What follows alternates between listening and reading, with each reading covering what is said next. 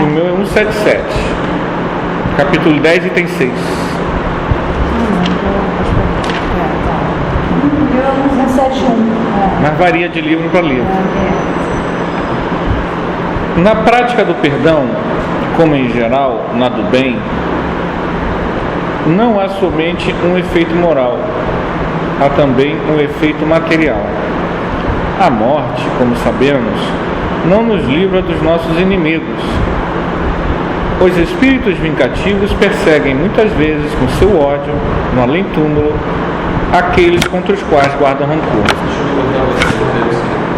Não sei, mas que a gente só foi até metade, agora eu vou ler tudo de uma vez. Lê pra gente, continua. De onde decorre... Deixa eu me achar aqui. De onde decorre...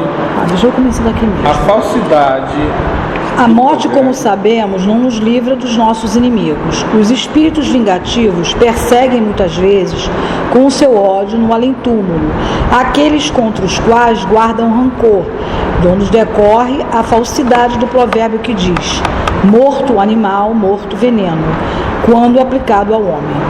O espírito mau espera que o outro, a quem ele quer mal, esteja preso ao seu corpo e assim menos livre, para mais facilmente o atormentar, ferir nos seus interesses ou nas suas mais caras afeições. Nesse fato reside a causa da maioria dos casos de obsessão, sobretudo dos que apresentam certa gravidade, quais os de subjugação e possessão. O obsidiado e o possesso são, pois, quase sempre vítimas de uma vingança, cujo motivo se encontra em existência anterior, e a qual o que a sofre deu lugar pelo seu proceder. Deus o permite para os punir do mal que a seu turno praticaram, ou, se tal não ocorreu, por haverem faltado com a indulgência e a caridade, não perdoando. Importa, consequentemente, do ponto de vista da tranquilidade futura, que cada um repare, quanto antes, os agravos que haja causado ao seu próximo, que perdoe os seus inimigos, a fim de que, antes que a morte lhe chegue, esteja apagado qualquer motivo de dissensão, toda causa fundada de ulterior animosidade. Sandra, quer ler pra gente? Passa. Dessa forma, de um inimigo encarniçado, neste mundo se pode fazer um amigo no outro. Pelo menos, o que assim procede, põe ao seu lado o bom direito. E Deus não consente que aquele que perdoou sofra qualquer vingança.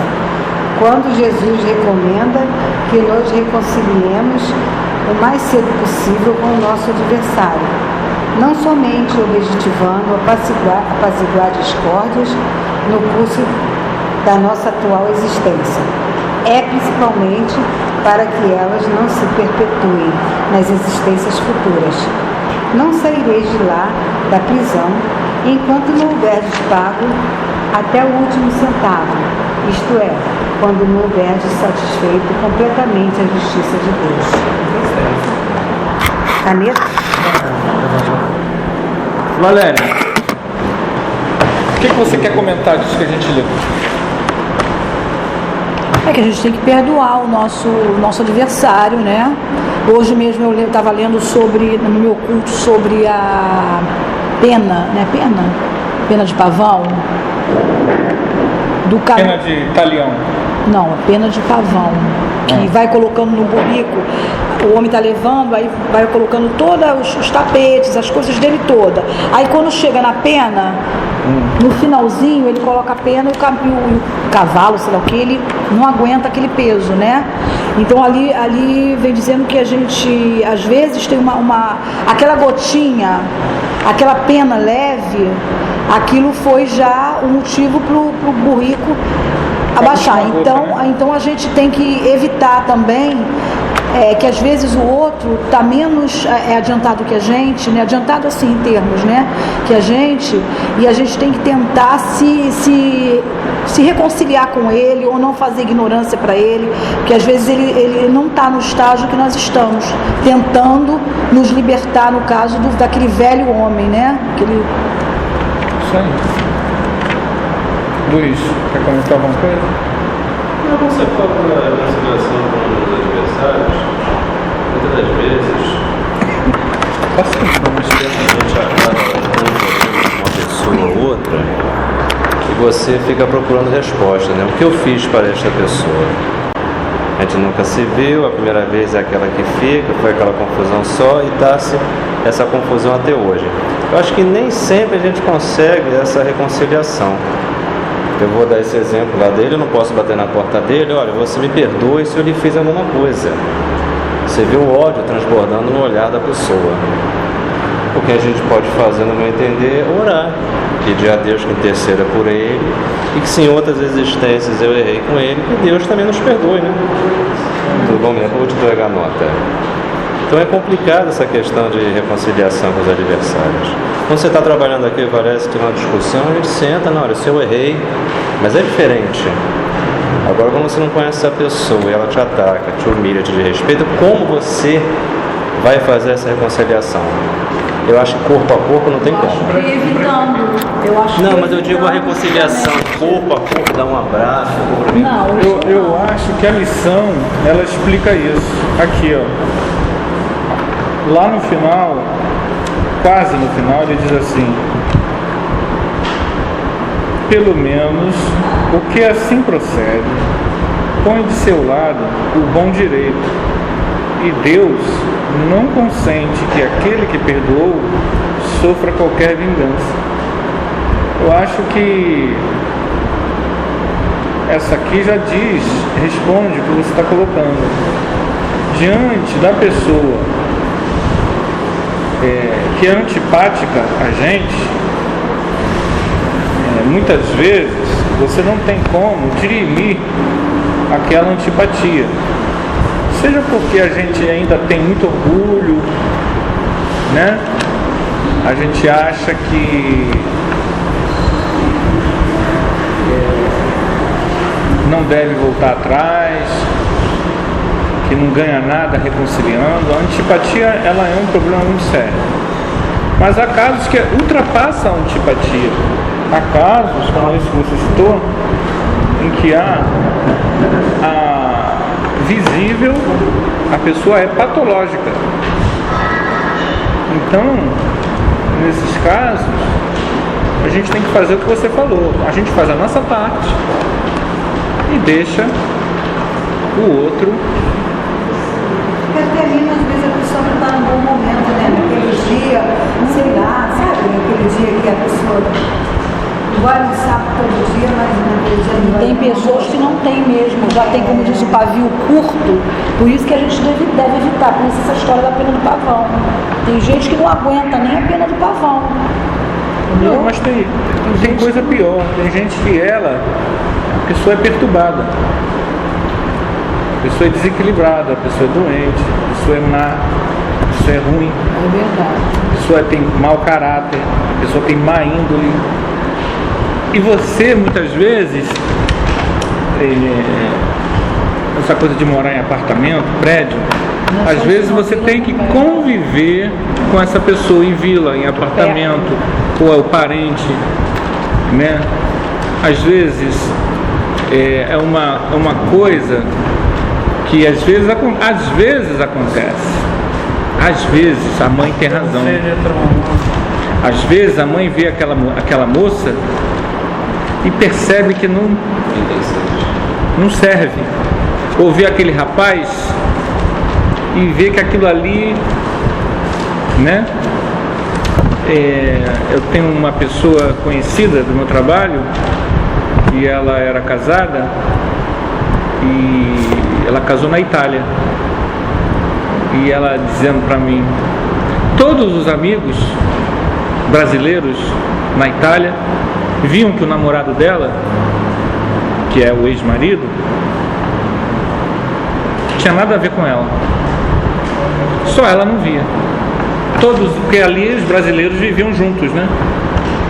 E ela defendendo ele, e todo mundo dizendo que ele não era.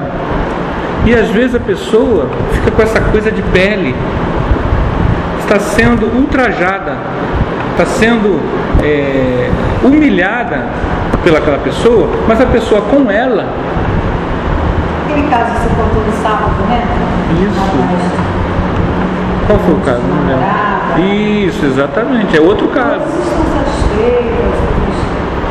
E o que acontece? Só a pessoa não vê. Quando ela veio para o Brasil, ela viu. Não demorou muito. O casamento acabou. E assim, de uma forma triste, chocante, sofrida, né? Ela é uma pessoa bacana, uma pessoa muito bacana, uma coisa sofrida, ele humilhou ela, quer dizer, e o engraçado, você vê, ela não é espírita, não é nada, não tem religião nenhuma. Ele ficou doente, já estão mais de 10 anos separados. Ele mora longe, em outro lugar, em outro estado. E precisava tratar aqui no Rio. Onde é que ele ficou hospedado? Você vê como a pessoa tem bom coração, não precisa ser espírita, né? Mas geralmente o casamento acontece isso, né? Acontece muito. Assim como eles se separam, aí quando ele fica doente, ele volta para casa da esposa. Não, mas ele não voltou para casa dela. Foi o final do meu sogro, foi o final de muita gente. Não, mas ele não voltou para casa dela, não. Só fez o tratamento. O que eu quero dizer com tudo isso? Ela fez a parte dela. Ela perdoou. Aquela ali perdoou. Não vai alterar a situação dele. Estão entendendo? Ela fez a parte dela do bom coração. Não vai ter perseguição no mundo espiritual. Então, uma pessoa desequilibrada, você tem que tentar, dentro do possível, dentro do que você suporta, dentro do que você consegue. Eu estou falando tudo isso porque a gente tem limites. Os limites são pessoais. A gente vai ampliando eles com o estudo, com a reflexão, com a prática da caridade. A gente vai ampliando. Mas dentro do que o nosso orgulho permite, a gente tem que perdoar, tentar ajudar, tentar amparar, sem haver, muitas vezes, a permissividade. Vocês sabem quem diz essa palavra? Permissividade é quando você é conivente com um erro. Ou seja, usando esse mesmo exemplo, muitas vezes a pessoa é desse jeito, é aquilo que eu falei lá no sábado. Essas mulheres são permissivas, né? Sabe que aquela pessoa é daquele jeito, que aquela pessoa não vai mudar, mas mesmo assim aceita a pessoa daquele jeito. A pessoa está ferindo a dignidade dela por aceitar aquela situação. Então, às vezes, você tem que reconciliar, tem que amparar, mas manter uma certa distância. Uma certa distância. Às vezes, eu estou citando assim, exemplos gerais, mas é claro que eu não estou falando de casos específicos. Estou dizendo, não pode haver essa permissividade. Não, é coisa de pele, que aí vira uma coisa sem vergonha, uma coisa sem dignidade. A pessoa não se abre para novas possibilidades, porque está presa naquele... Outro exemplo, saindo desse exemplo de casal, para sair um pouco disso. A questão das amizades. O ditado antigo, diga-me com quem andas, que eu te direi quem és, é uma verdade. Muitas vezes, uma pessoa... O ditado não é mais esse. Oi? O ditado não é mais esse. Com quem tu andas, não. Diga-me quem tu és, que eu vou te dizer com quem tu andas. Ah, sim. Mas dizer quem tu és, todo mundo diz que é bonzinho. Os indícios é que são os nossos problemas, porque com quem nós andamos, muitas vezes a gente vai conseguir identificar as nossas afinidades. E a grande verdade, falando francamente, vocês têm todo o direito aqui de debater, de discordar, fiquem à vontade.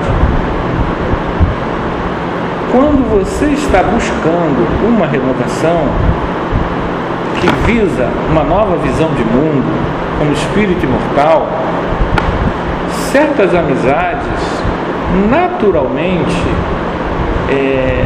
tendem a ficar de lado. Você não vai deixar de ser amigo, mas essas amizades, se você realmente está fazendo um processo de renovação, haverá uma mudança natural de interesse. Se não há essa mudança natural de interesse, você pode fazer palestra, ter clarividência, fazer estudos científicos, seminários, dar estudo do Evangelho, estar na casa há 20 e tantos anos. Se não há essa mudança, não há mudança, não há crescimento. Então, não é que você, vou deixar os meus amigos, não é nada disso. Não é um movimento assim, eu saio daqui hoje e não falo mais com fulano. Não é isso. É natural. Eles mesmos se afastam um pouco também, né? Quer ver uma coisa que aconteceu comigo, que foi natural? Quando eu parei de beber alcoólico, boa parte das minhas amizades que eu tinha antes, elas foram, eu não podia ir com eles, que eles só... Você virou careta. Entornar. E outra coisa, a pior coisa do mundo é você numa mesa, pra mim, você vê todo mundo ficar bêbado, trocando as palavras, você está fora daquilo, você não está bebendo. E isso novinho. Boa noite. Oi? É palestrante? Boa noite. Seja bem-vindo.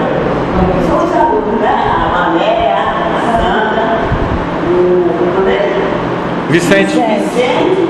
Luiz. Eric.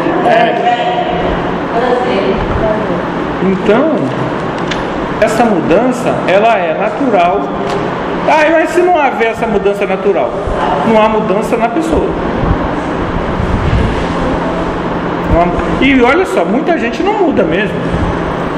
Muita gente se torna espírita, mas não muda. Nenhuma vírgula.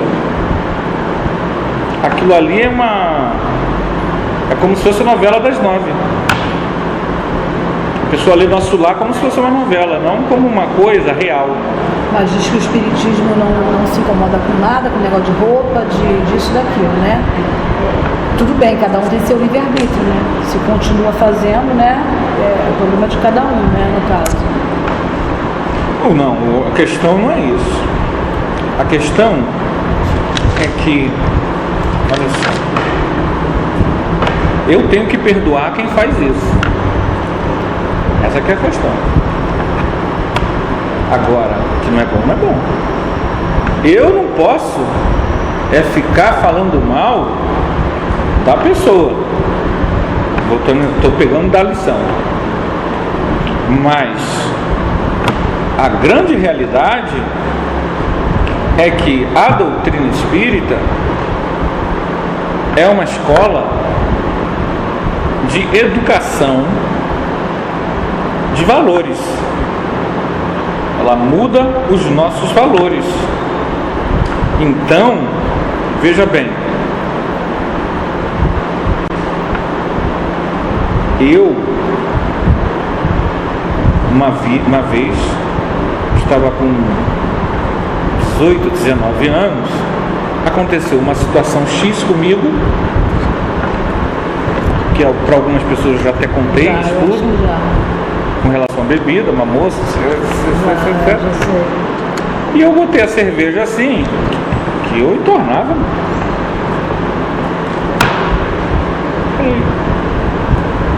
O que isso acrescenta de fato à minha vida? comecei a cortar. Houve uma experiência traumática, negativa, e a partir dali eu comecei a ver que para mim não me faria bem dentro do caminho que eu estava querendo novo. Então houve uma mudança, eu cortei. Ninguém chegou para mim aqui, até porque aqui eu já frequentava, ninguém nem sabia que eu bebia, né? Ninguém me questionou nada. Até porque eu era só estudante, não era médico. Então, ninguém me questionou nada, tá entendendo? O nosso processo é individual. Claro que numa relação de amigos, de amizade, se você tem alguma amizade, algum nível de amizade ou de intimidade, você pode até chegar para a pessoa e falar: isso aí talvez não seja legal. Mas geralmente as pessoas não gostam que fale. Geralmente as pessoas antipatizam você se você falar. O que nós precisamos é que não adianta você, por exemplo, não, fulano fuma, fulano bebe, então eu posso. Não tem nada a ver, gente. O processo é teu. O processo é teu. Eu não tenho nada a ver. Se vocês todos aqui fumam e bebem, é problema de vocês. Se vocês ainda sabem, convivem bem com isso, problema de vocês, não tem problema. Eu não estou legal. Foi ontem eu estava ouvindo uma palestra que você fez, um estudo que você fez aqui, e aí eu pensei, poxa, será que esse seminário não vai gostar também? Você assistiu no YouTube? É. Então. Não no YouTube, não, numa página sua. Isso, no blog. Não, eu faço isso. Eu estava até ainda há pouco fazendo isso. Eu pego os áudios, que é o gravador, esse gravadorzinho aqui, de guerra, e depois transformo em vídeo. Voltando então à questão do perdão. Nós aqui nesse item, ele está nos falando de uma coisa que é muito mais comum do que a gente imagina. A perseguição dos espíritos que não gostam da gente por coisas que fizemos em outras vidas, nessa vida. Todos nós aqui temos isso. Agora entendam bem, inimigos de outras vidas não significam que eles consigam ter ampla liberdade e sintonia conosco. Entenderam a diferença? O fato de eu ter inimigo de outra vida não quer dizer que eu esteja obsediado. Por quê? A sintonia eu é que dou. Se eu entro em depressão, eu dou a sintonia, eu dou a brecha. Se eu entro com medo, medo é falta de fé, eu dou a brecha. Se eu fico irritado, eu dou a brecha. Quem dá a brecha para o assédio sou eu. Se eu estou equilibrado, otimista, faço aquela economia das 2 semanas, só vou pensar coisa boa, só vou fazer bem para todo mundo, você começa a ficar mais leve. Alguém lembra do Gastão? Gastão, um personagem da Walt Disney, primo do Pato Donald. Ele não aparece muito. Mas o Gastão, conhece o Gastão, é? Tu não conhece personagens da Walt Disney não, né? São muito conhecidos hoje em dia. Eu conheço. O Gastão é um sortudo. Ele passa na rua, dão comida, acha dinheiro. Tudo acontece de bom na vida dele. Se nós semearmos bondade, elogios,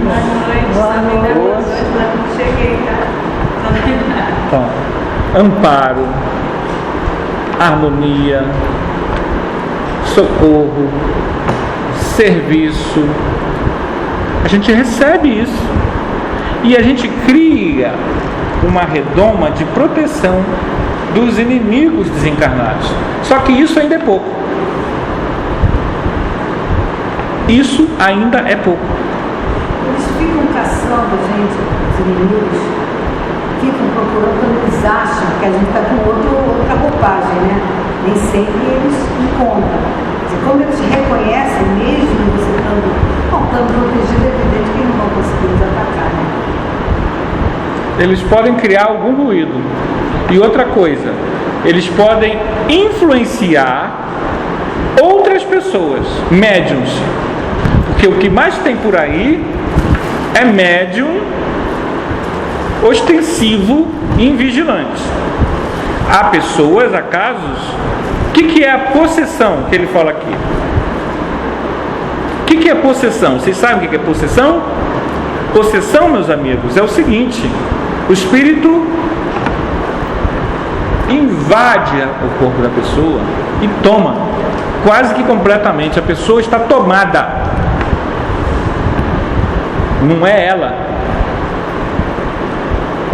Ela está ali e é visível, ela está com uma entidade. Não sei quem me contou isso, um caso de uma moça. Ah, já sei quem foi. E ela viu, e a intuição disse para ela: ela está com isso aqui. E ela entrou no bar e sentou do lado da mulher e falou: escuta, por que você está fazendo isso com ela? A pessoa, a mulher, no bar, olhou para ela e riu. Como é que você sabe que eu estou aqui? A mulher estava em possessão. Tomava ela e fazia. Possessão é total. Total. A subjugação. E muitas vezes a subjugação ela é mais escandalosa. A subjugação ela é algo mais, digamos assim, abrupto, raivoso. É um tipo de possessão a subjugação. A subjugação leva a problemas psiquiátricos, muitas vezes, entendeu? Muitas vezes a pessoa está com um processo de subjugação e está na camisa de força. É aquela que sai quebrando as coisas. A possessão, ela muitas vezes, ela é despercebida. A pessoa está ali, mas não é ela. Chama-se isso condomínio espiritual. A possessão é constante ou ela está possuída e depois some e daqui a pouco vem de novo? Não. Momentos, não existe constante, permanente. É um momento. Porque eu tenho um filho da minha prima, ele é taxista. Ele diz que Boa noite. Tudo bem? Boa noite. Tudo bem. Quando envolvido com drogas, quando ele vê, está lá. Então, aí quando não, aí estranha essa história dele. Aí entra um outro fator, que é o problema da droga. A droga, ela pode por si só fazer esses efeitos sem ele estar nesse estágio. Mas ele está dirigindo, aí daqui a pouco quando ele vê, ele está andando, tem que comprar, tem que fazer. Aí sim, aí já é uma subjugação. Ele está sendo subjugado, induzido fortemente a fazer aquilo. É um processo de obsessão grave, né? Tudo isso não só é provocado por inimigos do passado. Isso pode ser provocado por amigos do passado, que é uma outra questão. Os amigos do passado são um problema, porque às vezes você não quer mais aquele tipo de amizade, mas eles estão desencarnados e você tem grande afinidade, você gosta daquilo, mas você está lutando contra aquilo. Às vezes a lei do país não permite mais aquilo, que naquela vida passada permitia-se. Então a gente tem aquela tendência, mas a própria lei, então muitas vezes há uma crise, há um processo de crise, de neurose dentro da gente, em que a gente tem o ímpeto, mas ao mesmo tempo a moral dessa época diz não pode. E aí aquela crise dentro da pessoa, que ela não quer ser aquilo, mas ela gosta daquilo e tem os espíritos amigos. Vamos lá, porque eles precisam do humano para sentir a sensação, para ficar rememorando. Tudo são lutas que nós podemos romper a partir do perdão e de uma outra etapa que eu estava falando, que não só perdoar, mas há uma outra coisa que a gente tem que fazer com esses inimigos encarnados e desencarnados, que era tão importante, mas tão difícil para nós, orgulhosos que nós somos, mas eu vou escrever aqui. Assistir. Muitas vezes você tem um problema com uma outra pessoa, você sofreu uma injustiça, você foi difamado, você foi caluniado, você foi demitido, você foi execrado, a pessoa te xingou, a pessoa te pisou, a pessoa te roubou. Qualquer situação em que alguém tenha te feito mal, perdoar já é difícil. Mas perdoar é a primeira etapa da nossa libertação. Porque quando algo acontece conosco, o que a doutrina espírita nos diz? Doeu? Te fez ficar nervoso? Irritado? Te fez chorar? Geralmente, em 100% dos casos, são coisas de outras vidas. Coisas que você fez igual. Você está sofrendo o que você exatamente fez sofrer. Por isso que dói tanto. Dói mais ainda. Então, se eu entender isso, eu estou falando sofriamente, é claro, eu não sou esse santo. Estamos aqui raciocinando juntos, estudando juntos. Então, somos todos estudantes, não tem aluno aqui. Somos estudantes da doutrina espírita. Então, vamos entender o seguinte: se eu estou sofrendo,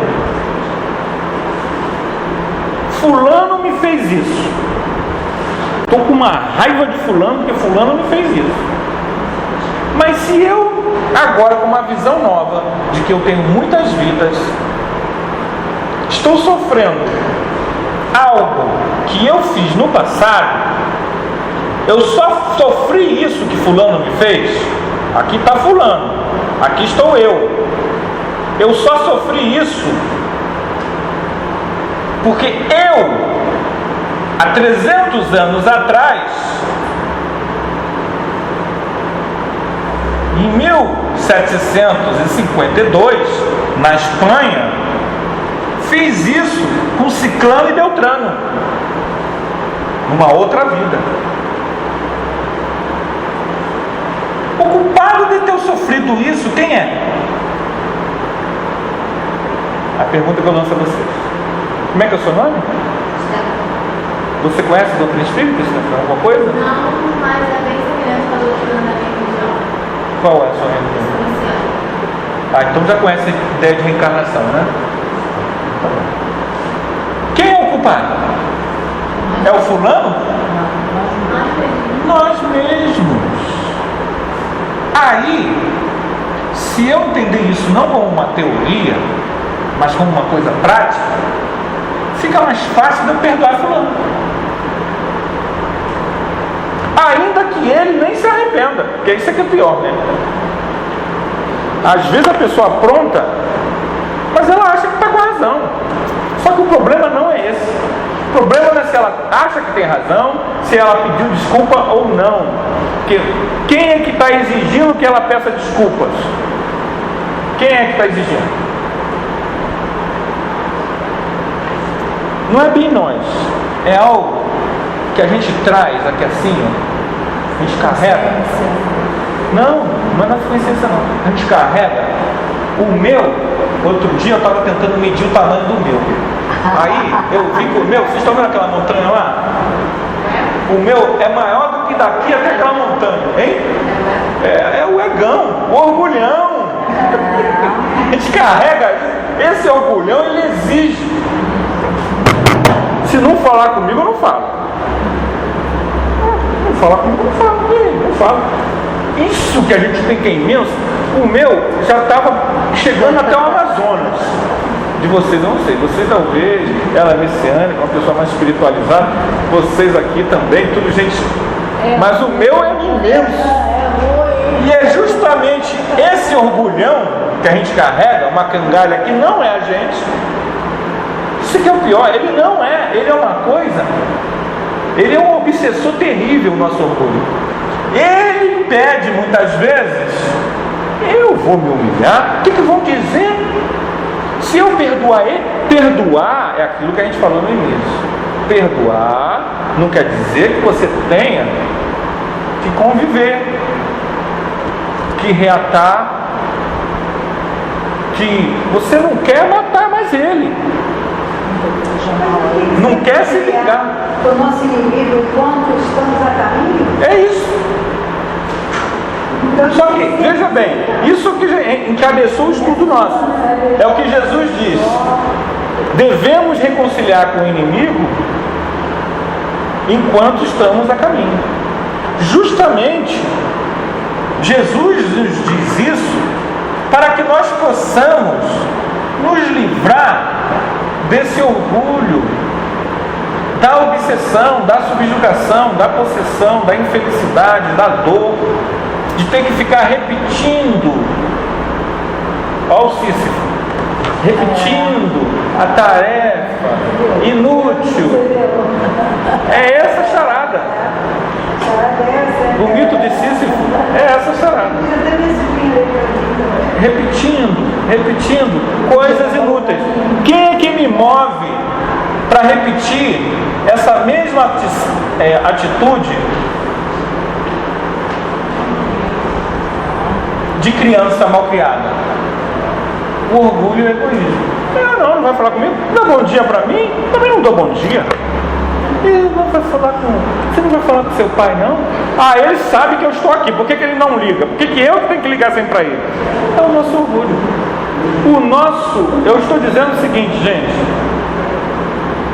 Nós só vamos identificar esse orgulho, esse egão imenso que nós temos, quando nós começarmos a entender esse mecanismo.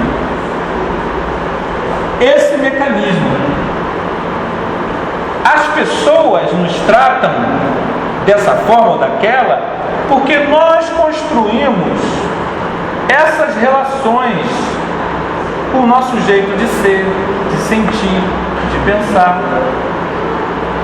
Cabe a mim não só perdoar, mas a etapa que está proposta, que é um desafio para todos nós, é assistir. É o que nós fazemos na reunião de desobsessão.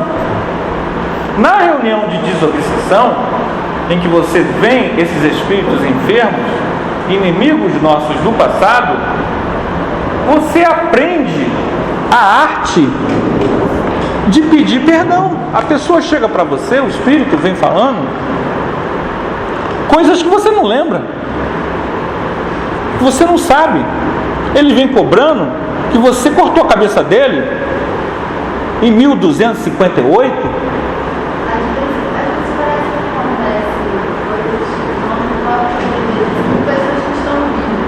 Isso.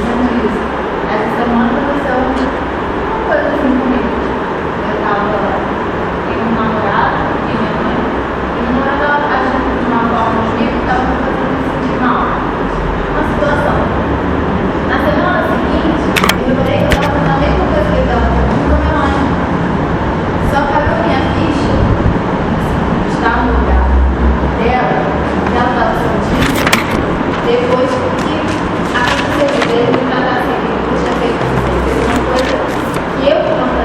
Exato. Isso a gente pode chamar de contágio. Nós nos influenciamos uns aos outros. Nós nos influenciamos uns aos outros. Nós, não estou falando nesse caso, tá? Pelo amor de Deus. Não estou jogando nenhuma indireta, não é nesse caso. Mas é que a gente estava falando disso antes, tá? Por que senão seu namorado vai vir aqui depois querer me pegar. Mas por isso que eu esquece, não estou falando desse caso. Por que a gente estava falando sobre me diga com quem andas que eu te direi quem és? Qual é o problema das amizades? Se eu não renovo, se eu tenho uma proposta de vida, eu tenho uma proposta de vida nova, baseada no conhecimento da reencarnação. Eu hoje sei que eu sou uma pessoa que estou aqui, e nessa proposta de vida, partindo do princípio de que eu sou um ser reencarnado, que já vivi muitas vidas, o perdão, a amizade, o respeito e o estudo do autoconhecimento se tornam prioritários.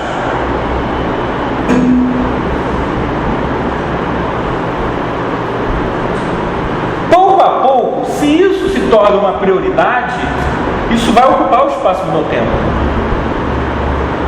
Então, é lógico que não tem problema nenhum vocês irem lá ocupar a minha garagem no domingo com a feira da Viamão. Vocês podem ir lá de novo. Minha garagem está lá, prontinha para vocês estacionarem em frente à minha garagem. Não há nenhum problema. O que eu quero dizer é o seguinte: a gente pode ir dançar no Parque de Madureira, pode fazer o que quiser com a nossa vida. Só que cada vez que isso se tornar uma prioridade, isso aqui se tornar uma prioridade, esses momentos vão diminuir.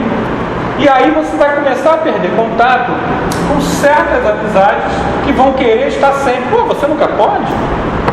Não sei o quê. Não, eu tenho que ir visitar um hospital. Eu tenho que visitar um hospital? Não sei o que agora. Então, se a gente sabe que vai morrer um dia, a gente sabe que não é vítima de quem nos faz mal. O nosso desafio hoje é assistir as pessoas que não têm esse conhecimento, que muitas vezes nos fazem mal, de uma forma possível. Como é que a gente faz isso? Como é que a gente faz essa assistência? Não sei. Tem que ver, cada caso é um caso. Cada situação é uma situação. No caso dos espíritos desencarnados, o trabalho mediúnico de assistência espiritual, ele faz um grande processo. Por quê? Porque você começa a resgatar das zonas inferiores do mundo astral, do mundo espiritual, uma série de pessoas que foram seus amigos, inimigos, que lutaram com você nas cruzadas, que lutou contra você, que você matou índio, que você escravizou, que você... Essa gente toda você começa a resgatar. E ao fazer esse resgate, você está reconciliando com a lei divina, o karma, a lei de ação e reação. E os encarnados? As pessoas com quem convivem. Esse resgate é com aquelas palavras que a gente muitas vezes esquece: carinho, respeito, ouvido, amparo, sinceridade, transparência, caridade, assistência, amizade. É assim que você assiste. E se vocês também puderem dentro do conhecimento. Compra um livro. A pessoa, você vê que a pessoa tem um problema. O Anderson é muito apegado aos livros dele. Compra um livro sobre desapego, dá à pessoa. Não, o Anderson é muito egoísta. Compra um livro sobre egoísmo. Estamos aceitando livros. Não, o Anderson é muito orgulhoso. Isso é uma forma de assistir a pessoa. São formas de palestras, fazer palestra, dar estudo, livros. O que mais? São tudo formas que a gente tem, orar pela pessoa, vibrar pelo bem dela, querer que ela cresça, querer que ela prospere. Então, gente, aí ele diz: precisamos resolver nossos problemas aqui para que eles não se perpetuem nas existências futuras. O que vocês acham que é mais interessante? Protelar os dramas que a gente tem hoje para mais 3 vidas, repetindo a mesma coisa, que aí é o mito de Sísifo, aquilo se repetindo, ou reconciliar com os inimigos, com as pessoas que a gente é antipático agora, para que na próxima vida, se você encontrar com essa pessoa, seja tudo paz e amor. O que vocês acham que é mais inteligente? Dentro dessa visão reencarnatória. O que você acha, Marisa? Qual das duas opções? É mais fácil, né? Resolver agora, né? E ações é melhor a gente resolver agora. Porque tem uma escola, se a gente não aprender nessa, não vai ter mais. De qualquer forma, tem um mais que estudar sempre. O nosso desafio é o que a gente entende na lógica, usar na prática. Exatamente. O nosso desafio é esse. É usar essa lógica que o conhecimento espírita traz pra gente e vivenciar. Ah, mas esse eu que estou falando não vivenciar. O problema é teu. Azar o seu. Por isso que a colega falou aqui, não, mas a doutrina espírita não proíbe nada. Não é que não proíbe nada. Ela ensina o seguinte: olha, se você virar para a esquerda, você vai cair no abismo. Mas você pode seguir. A pessoa vai... Estão entendendo? Então, gente, vocês querem falar alguma coisa antes da gente terminar?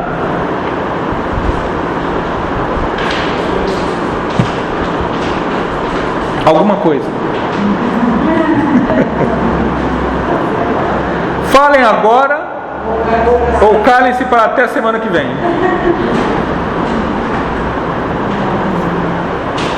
Rosângela, faz a nossa prece final. Passa para sair gravado. Sábado que vem